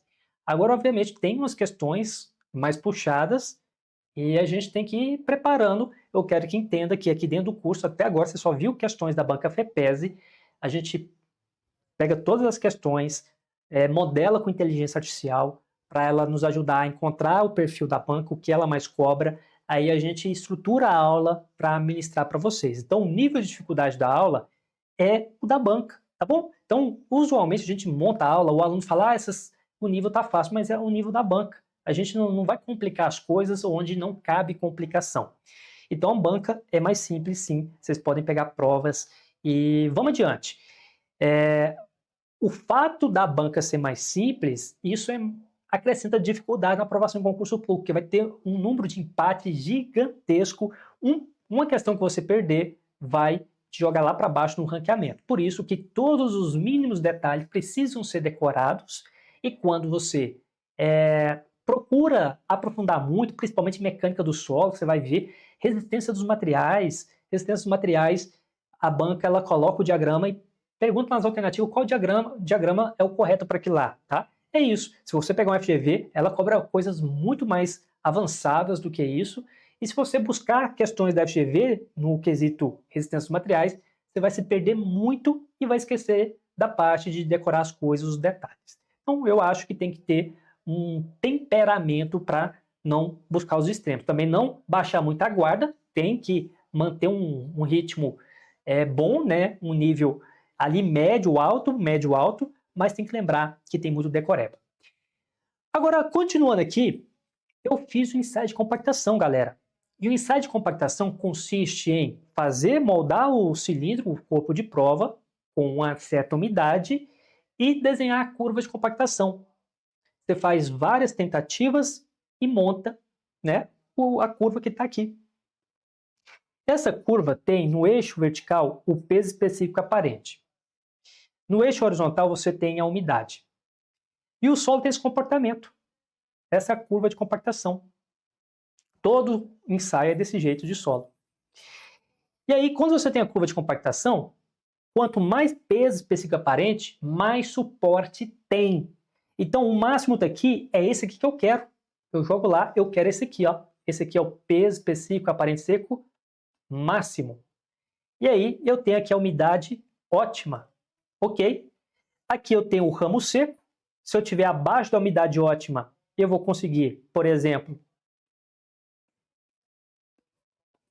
um gama 1, um gama 2, mas sempre o gama 1, gama 2 vai estar menor que o gama máximo. Agora, no ramo úmido, se você acrescentar mais que a umidade ótima, você tem o efeito parecido. Você tem aqui, né, uma umidade, um gama 3, você tem aqui a umidade maior, um gama 4, e esse ramo úmido ele é pior ainda. Pior ainda. Por quê? Porque na compactação, pessoal, quando você tem um material mais seco, é fácil de resolver, você joga água. Quando você tem ele com muita água, com muita umidade, é difícil de você remover aquela água, você perde tempo de trabalho, né? E a obra de pavimentação, gente, são milhas, né? Muito dinheiro.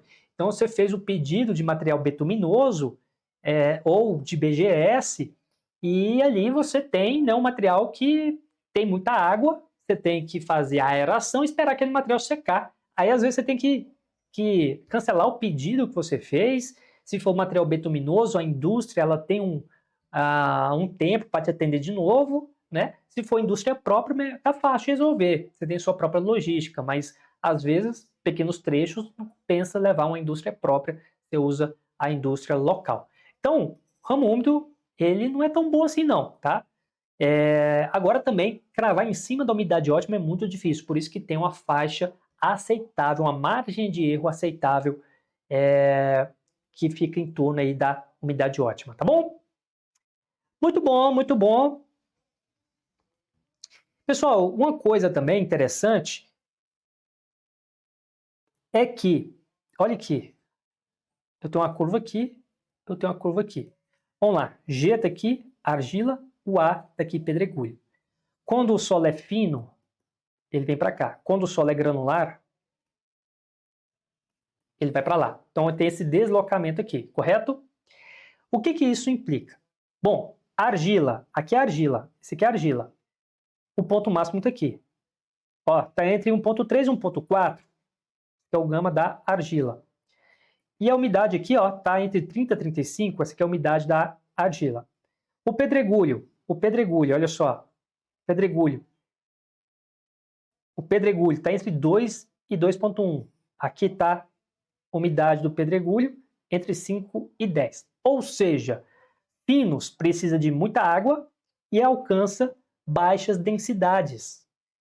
Granulares precisam de pouca água e alcançam altas densidades, né? Peso específico aparente seco, ok? E aí, usualmente, materiais mais nobres de pavimentação são granulares. Só na terraplenagem, que é mais econômico, que é materiais de mais baixa qualidade, que você usa solos coesivos. Outro problema do solo argiloso coesivo é que ele tende a ter uma expansão maior. E aí, solo expansivo é ruim. Por quê? O solo expansivo ele acrescenta volume com umidade, não é? Você está com o pavimento pronto. E lá embaixo tem um solo expansivo, ele expande. O que vai fazer? Vai estufar lá em cima. Aí vai manifestar patologia, vai trincar todo o revestimento betuminoso que fez lá em cima, vai perder trabalho. E aí abre as trincazinhas lá, chove, entra mais água e a coisa só piora. Por isso que a gente controla a expansão dos materiais. Ok? Muito bom, muito bom. Então, se você tem mudança de solo, a curva de compactação ela vai mudando. Se for mais granular, ela vai deslocando para cima e para a esquerda. Se for coesivo, para baixo, para a direita. Isso também acontece com energia de compactação, tá? Deixa eu aqui desenhar aqui para você, pera lá. Olha aqui. Eu tenho aqui umidade, peso específico aparente.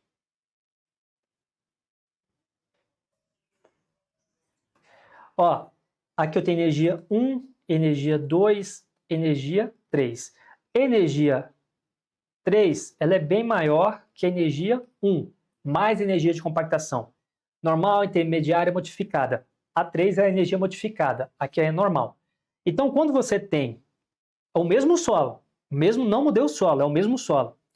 Quando você tem acréscimo de energia, o gráfico também desloca para a esquerda e para cima, alcançando aí resultados parecidos com a análise, né? A umidade e o peso específico alteram com energia maior, você consegue otimizar o material. Umidade menor e peso aparente maior. Muito bom! Isso tudo foi feito em laboratório. Agora a pergunta é, Guilherme, quando você era fiscal de obra, fiscalizava a obra, contratos públicos milionários, como é que você sabia se batia a compactação correta do material? Existem vários ensaios, mas o mais comum é aqui, que é o frasco de areia. Vamos lá entender ele? A determinação da massa específica aparente in situ de sólidos e materiais granulares pelo DENIT é orientada pela norma tal. O ensaio de frasco de areia determina a densidade do solo compactado no campo da pista. Pessoal, eu tenho que fazer uma revisão aqui de mecânica dos solos. Presta atenção aqui comigo. Ó, eu tenho isso daqui, sólidos, são os grãos, né? Água, ar. Ó, aqui eu tenho o peso dos sólidos. Aqui eu tenho o peso da água. O peso do ar eu vou ignorar.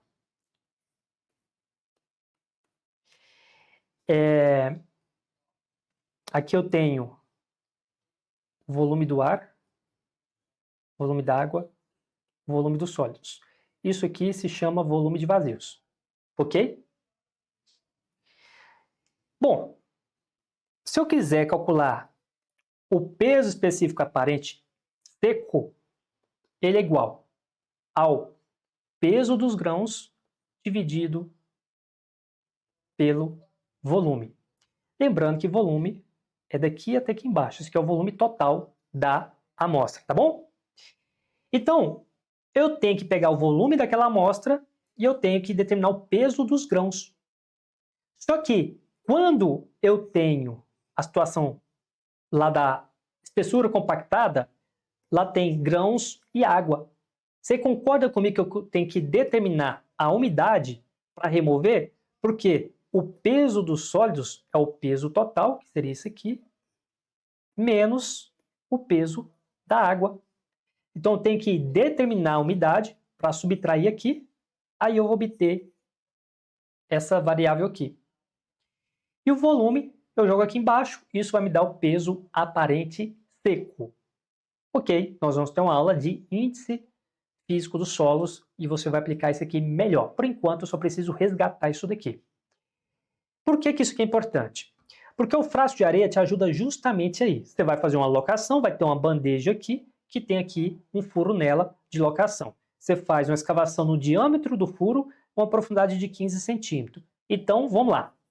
O professor Guilherme, ele foi aqui, conferiu o serviço, essa base estava pronta. Eu falei, eu quero um furo aqui. E eles furaram aqui 15 centímetros, a base tem 20. Então, vou conferir essa base aqui. Tá bom, 15 centímetros tá aqui, loquei, e aí eu vou colocar esse frasco de areia com esse funil aqui. Esse funil tem uma válvula que eu vou abrir ou fechar. Bom, o que é o lance? Para descobrir, né, o peso específico aparente seco dessa amostra, eu vou precisar do peso dos grãos pelo volume total. Quando eu escavo esse espaço aqui, determinar esse volume é muito difícil. Por quê? Eu posso pegar a amostra que estava aqui, levar para a superfície e ela vai expandir de volume. O volume que está aqui, ó, volume 2 e volume 1, são diferentes. O volume 2 é maior. A gente já viu que isso chama empolamento, né? Então eu não posso pegar isso aqui e falar que esse é o volume, né? Só que eu posso pegar isso aqui e pesar, porque eu vou precisar do peso do material que estava aqui para jogar no meu numerador. Só que eu também vou precisar da umidade para remover o peso da água nessa amostra. Tá bom, essa umidade eu vou usar um método do tipo SPEED. O método SPEED determina a umidade. Então, conhecer a umidade desse material, o peso dos grãos vai ser o peso total menos o peso d'água. Então, eu determinei isso aqui. Agora, e o volume? Aí que entra o frasco de areia. Porque o buraco está feito aqui. Todo o material do buraco aqui eu tirei para pesar. Agora eu quero saber o volume desse buraco aí. Eu pego uma areia, que ela tem uma densidade conhecida, e abro a válvula. Essa areia, ela vai ocupar esse espaço. Você concorda comigo que o nível vai descer para cá? Esse aqui ocupou lá. Não necessariamente esse aqui, mas o nível vai descer. Então você tem o peso da areia antes e depois. Como a densidade é conhecida, a massa que entrou aqui é conhecida, você isola, volume vai ser massa por densidade. Então você vai determinar o volume disso aqui através da areia ocupada aí. Você conhece a densidade dessa areia. Então esse volume aqui eu conheci também. Então através do frasco de areia, associado com SPEED, eu determinei o peso específico aparente do material em campo. Em campo. Esse aqui é um ensaio de campo. Tudo que vimos era ensaio de laboratório. Perfeito? Muito bom, esse é o frasco de areia. Simples, simples assim. E o SPEED? O método SPEED é um ensaio expedito de campo fundamentado na reação química entre carbureto de cálcio, reagente, e água contida na amostra de solo, realizada no interior de uma câmara metálica hermeticamente fechada. A mistura promovida pela agitação manual de esferas de aço que quebram a ampola do reagente libera gás acetileno e gera uma pressão interna proporcional à quantidade de água presente.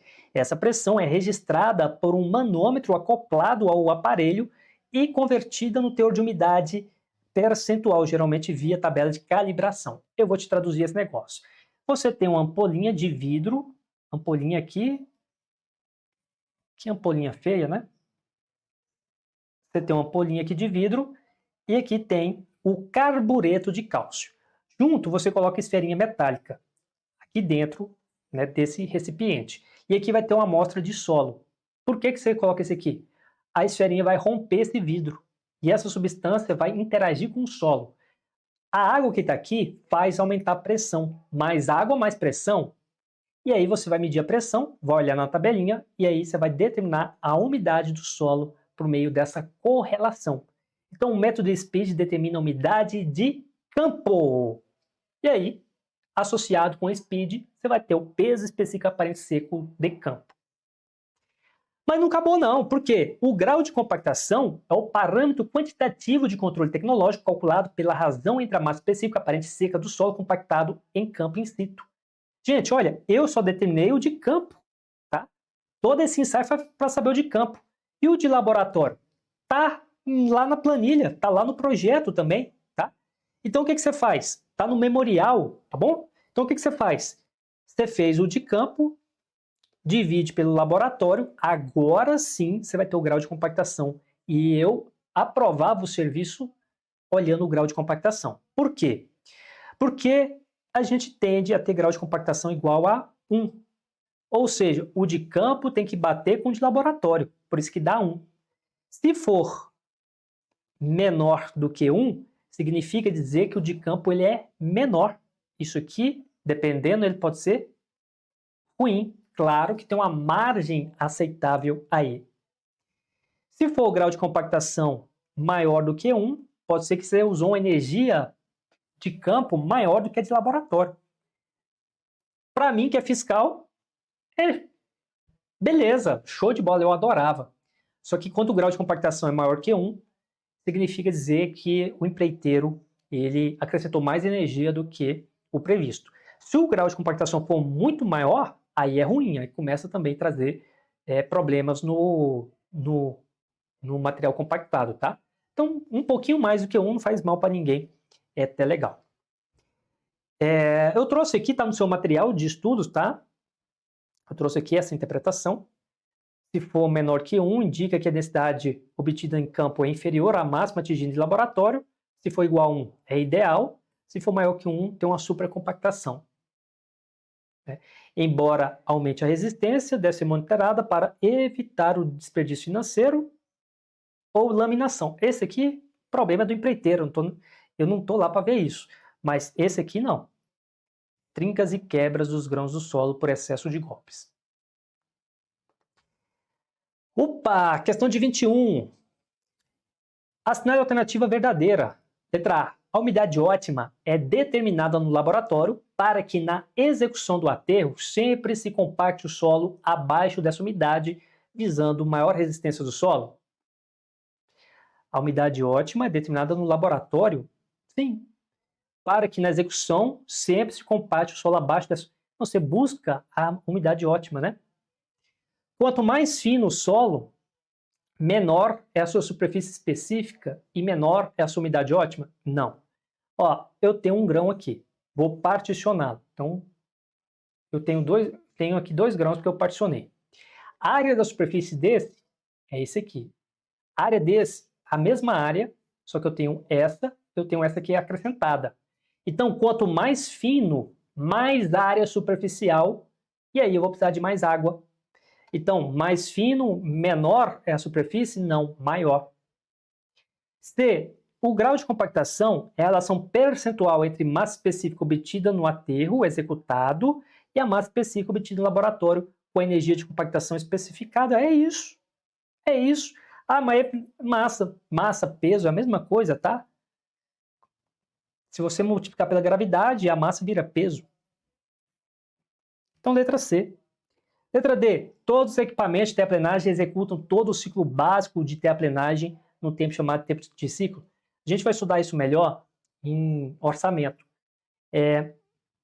Quando você tem vários equipamentos para o mesmo serviço, nem todos trabalham, né, o tempo todo. Tem uns que ficam em tempo ocioso, aguardando frente de serviço para trabalhar também, tá bom? Então, tá errado isso daí. Letra E. Por controle estatístico da compactação, entende-se que a média aritmética dos graus de compactação não pode ser inferior ao grau de compactação especificado. Gente, olha, essa letra E, eu confesso, eu poderia ter marcado ela, tá? Porque, poxa, tá complicado isso aqui, mas entenda, você tem uma margem de tolerância para mais e para menos. Então, pode dar menos do grau de compactação, vamos falar que o especificado é 1, tá? Pode dar menos? Pode, mas dentro da margem, tá bom? Quando você fala que não pode ser inferior, fica errado. A letra C tá totalmente clara, mas é uma pegadinha essa letra E. Só para também a título de curiosidade, né? Aqui a gente fez o curso também da Goinfra, né, que é o DENIT do estado de Goiás. É que nem a DEINFRA, né, a CSE da Santa Catarina. E aqui eles admitem grau de compactação de aterros, né, corpo do aterro, melhor dizendo, de 0,95. Porque é uma camada menos nobre e pode dar um grau de compactação de 95%, tá bom? Não quer dizer que vai ser 1 a vida toda, tá? Muito bom. Para a gente encerrar a aula de hoje, vamos falar do CBR. CBR é a sigla para California Building Ratio, traduzido no Brasil como ISC, Índice de Suporte Califórnia. O CBR compara a resistência do seu solo com a resistência de uma brita padronizada, pedra britada de alta qualidade. Pessoal, tem por padrão, né, uma resistência de penetração desse pistão num corpinho de prova de brita. E aí todos os outros que recebem um ensaio com penetração do pistão têm o seu resultado colhido da pressão que aquele pistão penetra e compara com dessa brita. Então o CBR é isso. Você pega um material e compara com aquele que é padronizado, que é uma brita. O índice é a relação percentual entre a pressão necessária para fazer o pistão penetrar no solo testado e a pressão necessária para fazer o mesmo pistão na brita padrão. Então, a pressão que você lê aqui, dividido pela pressão na brita padrão, tá bom? É isso. Só que aí tem um detalhe. Você faz primeiro a compactação, o corpo de prova é imerso em água por 96 horas. O objetivo é medir a expansão vertical do solo saturado até antes de testar sua resistência. Após a imersão, o corpo de prova vai para uma prensa. Um pistão padronizado penetra o solo a uma velocidade constante de 1,27 milímetros por minuto. São registradas as pressões necessárias para fazer o pistão penetrar determinadas profundidades, especialmente 0,1 e 0,2 polegadas. Calcula-se as penetrações 0,1 e 0,2, adotando-se a maior dos dois. Então, na hora de você colocar a pressão aqui, você vai colocar o que deu maior pressão no penetração de 0,1 polegada ou de 0,2. O que der maior, você joga aqui dentro e compara com o da brita.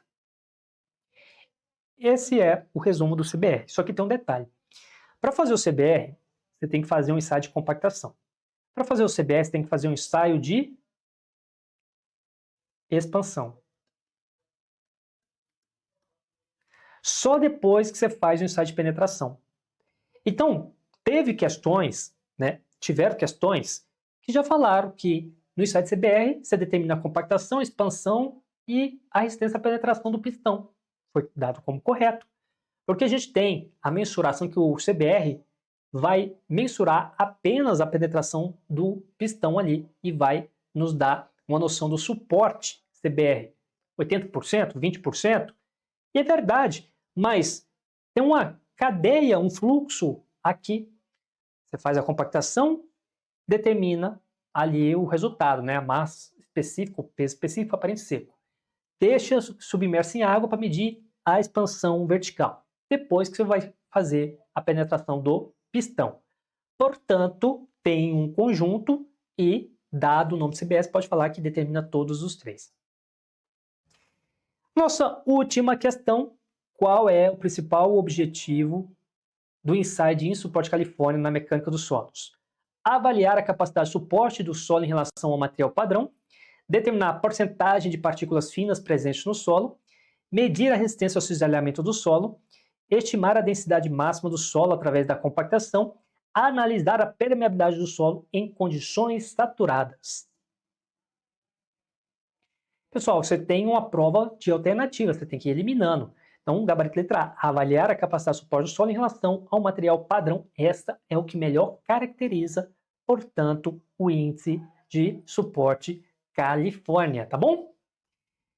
Certo? E é isso, nós terminamos por aqui, horário de Brasília, 9 horas e 35 minutos. Espero que tenha sido bastante claro essa resolução. E claro, além de responder, a gente complementa porque podem cair outros assuntos que não estavam aqui na nossa lista. Beleza, pessoal? Vamos agora tirar dúvidas de vocês, né? Foi um evento longo, 1 hora, quase 2 horas de evento, né?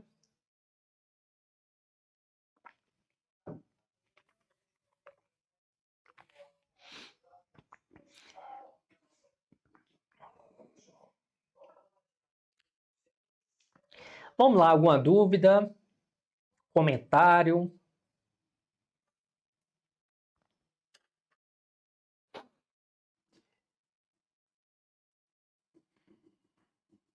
Muito bom, muito bom. Tem um pequeno delay daqui onde eu gravo até chegar a mensagem até vocês. Mas é isso, pessoal. Vocês acharam difícil, fácil, a lista? O que vocês acharam? Só tem questão da FEPES, não fiz nenhuma questão de outra banca por aqui, tá bom? Tá bom, o Pablo falou que ficou bem claro. Muito bom então. Pessoal, como vocês estão, né, numa jornada, né, de corrida contra o tempo, eu vou encerrar por aqui. Eventualmente vocês possam querer estudar mais. Então, para a gente otimizar o tempo aqui, a gente sempre vai buscar aulas mais enxutas, tá? Para reduzir. E é isso. Tem um calendário, né? Temos aulas aí quase que todo dia, né? Além dos cadernos de questões. Fique atento, portanto, ao nosso calendário de aulas. Pessoal, do mais é isso. Eu sou o professor Guilherme, eu sou o fundador da CNE Concurso, estou à sua disposição. Lembrando que tem uma comunidade WhatsApp para quem está no curso matriculado. E ali você pode, né, tirar suas dúvidas, né, dar seu feedback, pode ficar à vontade e tamo junto, né? Nós temos, né, uma produção dos materiais, a gente não aproveita aulas de cursos anteriores, a gente sempre produz aulas personalizadas e por essa razão a gente tem um desafio muito grande de ir alimentando e a gente também tem uma corrida contra o tempo para ajudar vocês. Então fique muito atento ao nosso calendário, as aulas básicas elas já começam basicamente essa semana, vamos ter cadernos, né, de inglês, criminalística, e assim vai sucessivamente progredindo por todo o edital. Pessoal, sou o professor Guilherme, nós somos CNE Concurso, nós transformamos vidas por meio da educação. Um forte abraço para quem for continuando a estudar, bons estudos, para quem tiver que descansar, bom descanso, amanhã é um novo dia, cada um dentro dos seus limites. Pessoal, vamos junto nessa, tchau, tchau, até amanhã.